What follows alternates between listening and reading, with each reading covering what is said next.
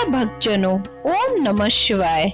सोमवार का दिन और प्रदोष व्रत, यह अत्यंत शुभ और दुर्लभ संयोग बन रहा है। सोमवार के दिन प्रदोष व्रत का आना अपने आप में बहुत शुभ संयोग वाला दिन है। सोमवार का दिन और प्रदोष व्रत भगवान शिव को समर्पित और प्रिय है, इसलिए इस दिन भगवान शिव की पूजा करने का बहुत अधिक महत्व है। इस दिन प्रदोष का व्रत रखकर पूर्ण विधि विधान से शिव परिवार का पूजन करने से शिव की कृपा प्राप्त होती है। प्रदोष व्रत त्रयोदशी तिथि को किया जाता है। इस व्रत के प्रभाव से व्यक्ति को अकाल मृत्यु का भय नहीं रहता। उसके परिवार से बीमारियों का साया हमेशा के लिए हट जाता है और सुख सौभाग्य धन धान्य से भरपूरित हो जाता है। सोम प्रदोष व्रत की कथा। किसी समय एक नगर में एक ब्राह्मणी रहती थी।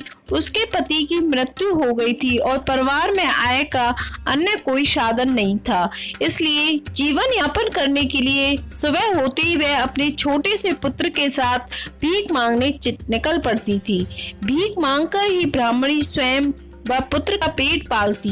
एक दिन ब्राह्मणी घर लौट रही थी तो उसे एक लड़का घायल अवस्था में कराता हुआ मिला।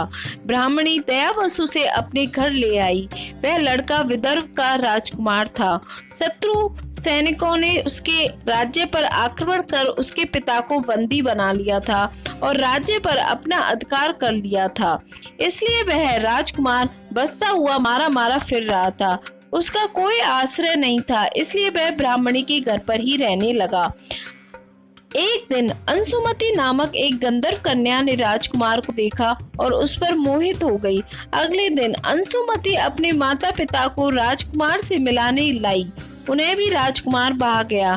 कुछ दिनों बाद अंशुमति के माता पिता को स्वप्न में भगवान शंकर ने आदेश दिया कि राजकुमार और अंशुमति का विवाह कर दिया जाए। उन्होंने वैसा ही किया। ब्राह्मणी प्रदोष व्रत करती थी। उसके व्रत के प्रभाव और गंधर्व राज की सेना की सहायता से राजकुमार ने विदर्भ से शत्रुओं को खदेड़ दिया और पिता के राज्य को पुनः प्राप्त कर आनंद पूर्वक रहने लगा। राजकुमार ने ब्राह्मण पुत्र को अपना प्रधानमंत्री बनाया। ब्राह्मणी के प्रदोष व्रत के महात्म्य से जैसे राजकुमार और ब्राह्मण पुत्र के दिन फिरे, वैसे ही भगवान भोलेनाथ अपने सभी भक्तों को भी संकट से बाहर निकालते हैं। ओम नमः शिवाय।